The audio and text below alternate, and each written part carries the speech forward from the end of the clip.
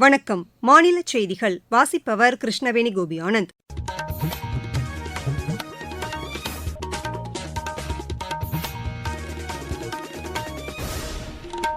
தலைப்புச் செய்திகள். நிலையான வளர்ச்சிக்கான தொழில்நுட்பத்தில் முதலீடுகளை அதிகரிக்க வேண்டுமென்று பிரதமர் திரு நரேந்திரமோடி வலியுறுத்தியுள்ளார். மாணவர்களின் ஆதார் அட்டையை புதுப்பிப்பதற்கான பணிகளை மேலும் விரிவுபடுத்த தனித்துவ அடையாள ஆணையம் முடிவு செய்துள்ளது. தமிழகத்தில் திமுக ஆட்சியில் பெண்கள், குழந்தைகள் மற்றும் முதியோர்களுக்கு எதிரான குற்றங்கள் நாளுக்கு நாள் அதிகரித்து வருவதாக தகவல் ஒலிபரப்புத்துறை இணையமைச்சர் டாக்டர் எல் முருகன் குற்றம் சாட்டியுள்ளார். இளைஞர்களின் வெளிநாட்டு வேலைவாய்ப்பை அதிகரிக்கும் நோக்கில் அவர்களுக்கான திறன் மேம்பாட்டு பயிற்சியை அளிப்பதற்கான புரிந்துணர்வு ஒப்பந்தங்களை மாநில அரசு மேற்கொண்டுள்ளது. பொதுமக்கள் அதிகம் பயன்படுத்தும் இடங்களின் பெயரை மாற்றி அரசியல் ஆதாயம் தேட திமுக முற்படுவதாக அஇஅதிமுக பொதுச் செயலாளர் திரு எடப்பாடி பழனிசாமி குறை கூறியுள்ளார். இனி விரிவான செய்திகள். உலக பொருளாதாரத்தில் ஏற்பட்டு வரும் மாற்றங்களுக்கு ஏற்ப இந்தியா தனது வர்த்தகத்தை நிர்ணயிப்பதாக பிரதமர் திரு நரேந்திரமோடி தெரிவித்துள்ளார். பட்ஜெட்டுக்கு பிந்தைய இணையவழி கருத்தரங்கில் உரையாற்றிய பிரதமர், வரும் ஆண்டுகளில் நிலையான வளர்ச்சி காணும் தொழில்நுட்பத்தில் முதலீடுகள் அதிகரிக்கப்பட வேண்டியது அவசியம் என்றும் கூறினார். உலக சந்தைக்கான முதலீட்டை செலவினத்தை வைத்து மதிப்பீடு செய்யாமல் நீடித்த வளர்ச்சியை அடிப்படையாக கொண்டு மேற்கொள்ள வேண்டும் என்றும் அவர் வலியுறுத்தினார். சிறு குறு மற்றும் நடுத்தர தொழில்களில் சீர்திருத்தங்கள் கொண்டு வந்திருப்பதை அடுத்து நாட்டின் பொருளாதாரம் பெரிய அளவில் வளர்ச்சி காணும் என்றும் அவர் தெரிவித்தார். உயர்திறன் கொண்ட போக்குவரத்து கட்டமைப்பு வளர்ச்சிக்கு உந்துசக்தியாக திகழும் என்றும் ரயில்வே, நெடுஞ்சாலைகள், துறைமுகங்கள், விமான நிலையங்கள், நீர்வழித்தடங்கள் ஆகியவற்றுக்கு இடையிலான ஒருங்கிணைப்பு வளர்ச்சிக்கு மேலும் உதவிடும் என்றும் அவர் கூறினார்.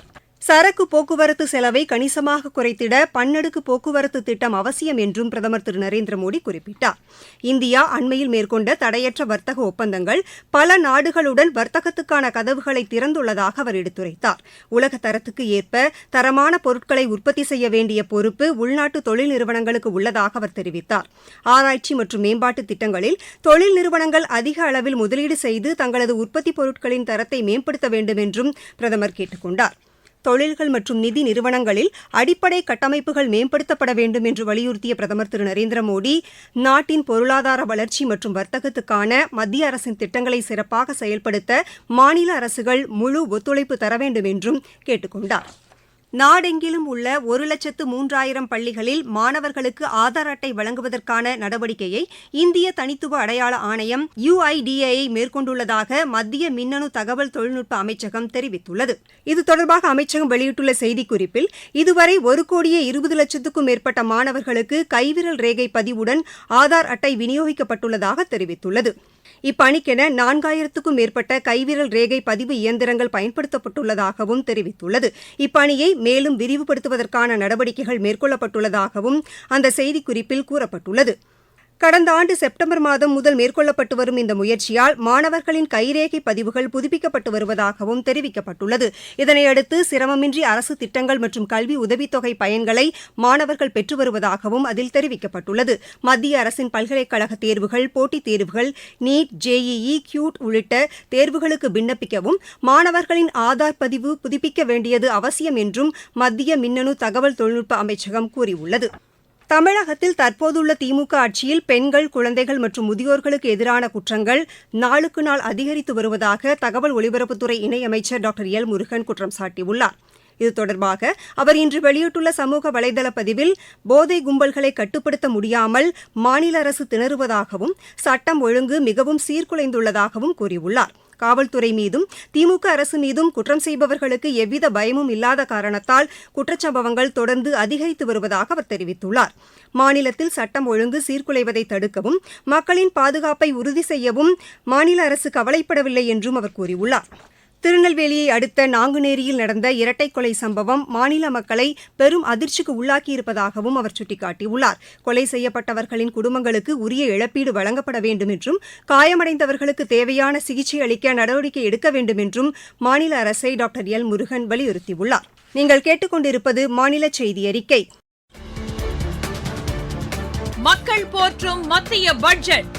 தமிழகத்தின் ரயில் மேம்பாட்டு திட்டங்களுக்கு 7,611 கோடி ரூபாய் நிதி ஒதுக்கீடு. சென்னையிலிருந்து ஹைதராபாத் மற்றும் பெங்களூருவுக்கு புல்லட் ரயில் வழித்தடம். தென்னை விவசாயிகளுக்கான ஊக்குவிப்பு திட்டம்.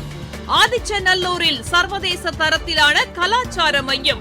பொதிகை மலையில் மலையேற்றத்திற்கான வழித்தடம், பழவேற்காடு ஏரியில் பறவைகள் காட்சி மையம், மாவட்டம் தோறும் மகளிர் விடுதிகள். தமிழகம் மட்டுமின்றி நாடே போற்றும் மத்திய பட்ஜெட். வளர்ச்சியடைந்த இந்தியாவிற்கான பயணத்தில் மோடி அரசு தொடரும் சீர்திருத்த நடவடிக்கைகள். தமிழக இளைஞர்கள் வெளிநாட்டு வேலைவாய்ப்பை அதிக அளவில் பெறும் வகையில் அயல்நாட்டு வேலைவாய்ப்பு நிறுவனமும் தமிழ்நாடு திறன் மேம்பாட்டுக் கழகமும் பல்வேறு நிறுவனங்களுடன் இன்று புரிந்துணர்வு ஒப்பந்தங்களை மேற்கொண்டன. வெளிநாடுகளில் உள்ள வேலைவாய்ப்புகளை பெறும் வகையில் திறன் மேம்பாட்டு பயிற்சி அளிக்கவும், வெளிநாடுகளில் உள்ள வேலைவாய்ப்பு நிறுவனங்களை கண்டறிந்து அவற்றில் இளைஞர்களை பணியமர்த்திடவும் இந்த ஒப்பந்தங்கள் வகை செய்வதாக தெரிவிக்கப்பட்டுள்ளது. ஆட்டோமொபைல் தளவாட உற்பத்தி, சுகாதார பணிகள் ஆகியவற்றில் இளைஞர்களுக்கு பயிற்சி அளிக்கவும் இந்த புரிந்துணர்வு ஒப்பந்தங்கள் மேற்கொள்ளப்பட்டிருப்பதாக மாநில அரசு வெளியிட்டுள்ள செய்திக்குறிப்பில் தெரிவிக்கப்பட்டுள்ளது. விளையாட்டின்போது காயமடையும் வீரர்களுக்கு உயர் சிகிச்சை அளிக்கும் வகையில் நுண்துளை மூட்டு அறுவை சிகிச்சை மேற்கொள்வதற்கான சிறப்பு உயர்தர சிகிச்சை மையத்தை சென்னையில் உள்ள பன்னோக்கு உயர் சிறப்பு மருத்துவமனையில் துணை முதலமைச்சர் திரு உதயநிதி ஸ்டாலின் திறந்து வைத்தார். இந்த மையம் குறித்து செய்தியாளர்களிடம் விளக்கிய மாநில மக்கள் நல்வாழ்வுத்துறை அமைச்சர் திரு மா சுப்பிரமணியன், தென்னிந்தியாவிலேயே முதலாக விளையாட்டு வீரர்களுக்கான சிறப்பு உயர்தர சிகிச்சை மையம் தொடங்கப்பட்டிருப்பதாக தெரிவித்தார். மாநிலத்தின் எந்த பகுதியில் உள்ள கிராமமாக இருந்தாலும் காயமடையும் விளையாட்டு வீரர்களுக்கு பிரத்யேகமான சிகிச்சையை இந்த மையங்கள் மூலம் வழங்க நடவடிக்கை எடுக்கப்படும் என்று கூறினார். கோடை காலத்தில் வெயிலின் தாக்கத்திலிருந்து பாதுகாத்துக் கொள்வதற்கான விழிப்புணர்வு முகாம்கள் நடத்தப்பட உள்ளதாகவும் திரு மா சுப்பிரமணியன் தெரிவித்தார். பொதுமக்கள் அதிக அளவில் பயன்படுத்தும் இடங்களுக்கு திமுக அரசு பெயர் மாற்றம் செய்து வருவதாக அஇஅதிமுக பொதுச் செயலாளர் திரு எடப்பாடி பழனிசாமி குற்றம் சாட்டியுள்ளார். அவர் இன்று வெளியிட்டுள்ள அறிக்கையில், திருத்தணியில் உள்ள அறிஞர் அண்ணா பேருந்து நிலையம் புதிதாக கட்டப்பட்டு அதற்கு வேறு பெயர் சூட்டப்பட்டுள்ளதாகவும் குறிப்பிட்டுள்ளார். தேவையற்ற சர்ச்சையையும் பிரிவினையையும் உருவாக்கும் வகையில் அரசின் இந்த நடவடிக்கை இருப்பதாகவும் அவர் கூறியுள்ளார். புதிதாக கட்டப்பட்ட திருத்தணி பேருந்து நிலைய கட்டுமான தரம், கழிவுநீர் வசதி, பயணிகள் அமர்வு வசதி போன்றவற்றை ஆய்வு செய்யாமல் அவசர கதியில் நாளை திறப்பு விழா நடத்துவது திமுகவின் அரசியல் ஆதாயத்திற்காகவே என்றும் திரு எடப்பாடி பழனிசாமி குறிப்பிட்டுள்ளார். உலக வனவிலங்குகள் தினத்தையொட்டி நீலகிரி மாவட்டத்தில் உள்ள வனப்பகுதிகளில் வரையாடு, யானை, புலி, பாறுகழுகுகள் உள்ளிட்ட அரிய வகை விலங்குகள் மற்றும் பறவை இனங்களை பாதுகாப்பதற்கான முயற்சிகள் மேற்கொள்ளப்பட்டிருப்பதாக எமது செய்தியாளர் கூறுகிறார். நீலகிரி உயிர்சூழல் மண்டலம் 5520 சதுர கிலோமீட்டர் பரப்பளவை கொண்டுள்ளது. நீலகிரி மாவட்டத்தில் உள்ள நீலகிரி வரையாடு, யானை, புலி, நீலகிரி மாற்றின் பாறுகழுகுகள் உள்ளிட்ட பறவை இனங்களை பாதுகாப்பது மிக முக்கியமாகும். அவற்றை பாதுகாக்கும் நடவடிக்கைகளை மத்திய மாநில அரசுகள் மேற்கொண்டு வருகிறது. பொருளாதார வளர்ச்சி மற்றும் மக்கள் தொகை அதிகரிப்பினால் அதிகரித்து வரும் கட்டிடங்களால் தாவர இனங்கள் அழிந்து வருகின்றன. வனவிலங்குகள் மற்றும் தாவரங்களின் பல்லுயிர் பெருக்கத்தை பாதுகாத்தல், வேட்டையாடுவதை தடுத்தல் மற்றும் விழிப்புணர்வு ஏற்படுத்த உதகையில் உள்ள எமரால்ட் ரைட்ஸ் பெண்கள் கல்லூரியில் வனத்துறை சார்பாக விழிப்புணர்வு கருத்தரங்கு நடைபெற்றது. காடுகள் தினமான இன்று உயிர் சூழல் மண்டலத்தை பாதுகாப்பதில் அனைவரும் உறுதியேற்போம். உதகையிலிருந்து சரவணன். மாவட்டச் செய்திகள். ஈரோடு மாவட்டம் அந்தியூரில் நடைபெற்ற நிகழ்ச்சியில் ஈசப்பாறை, புதுக்காடு, காந்திநகர், கள்ளிமடக்குட்டை, சென்னம்பட்டி உள்ளிட்ட கிராமங்களைச் சேர்ந்த 118 விவசாயிகளுக்கு நிபந்தனை பட்டாவை நீக்கி அயன் பட்டாவை மாநில அமைச்சர் திரு முத்துசாமி வழங்கினார். சட்டமன்ற தேர்தலை முன்னிட்டு வேலூர் மாவட்டத்தில் தேர்தல் செலவினங்களை கண்காணிப்பதற்கான ஆலோசனைக் கூட்டம் ஆட்சியர் திருமதி சுப்புலட்சுமி தலைமையில் நடைபெற்றது. நாகை மாவட்டத்தில் உள்ள நேரடி நெல் கொள்முதல் நிலையங்களில் வியாபாரிகளிடமிருந்தோ அல்லது வெளி மாவட்டங்களில் இருந்தோ நெல் கொள்முதல் செய்தால் நடவடிக்கை எடுக்கப்படும் என ஆட்சியர் திரு ஆகாஷ் தெரிவித்துள்ளார். திருப்பத்தூர் மாவட்ட ஆட்சியர் அலுவலக வளாகத்தில் மாணவர்களுக்கான திறன் அலுவலகத்தை ஆட்சியர் திருமதி சிவசவுந்தரவல்லி திறந்து வைத்தார்.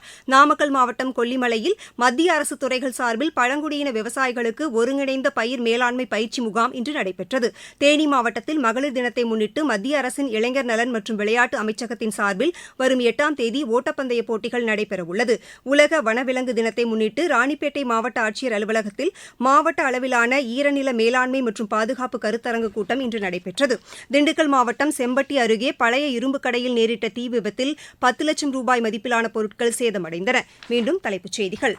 நிலையான வளர்ச்சிக்கான தொழில்நுட்பத்தில் முதலீடுகளை அதிகரிக்க வேண்டும் என்று பிரதமர் திரு நரேந்திரமோடி வலியுறுத்தியுள்ளார். மாணவர்களின் ஆதார் அட்டையை புதுப்பிப்பதற்கான பணிகளை மேலும் விரிவுபடுத்த தனித்துவ அடையாள ஆணையம் முடிவு செய்துள்ளது. தமிழகத்தில் திமுக ஆட்சியில் பெண்கள், குழந்தைகள் மற்றும் முதியோர்களுக்கு எதிரான குற்றங்கள் நாளுக்கு நாள் அதிகரித்து வருவதாக தகவல் ஒலிபரப்புத்துறை இணையமைச்சர் டாக்டர் எல் முருகன் குற்றம் சாட்டியுள்ளார்.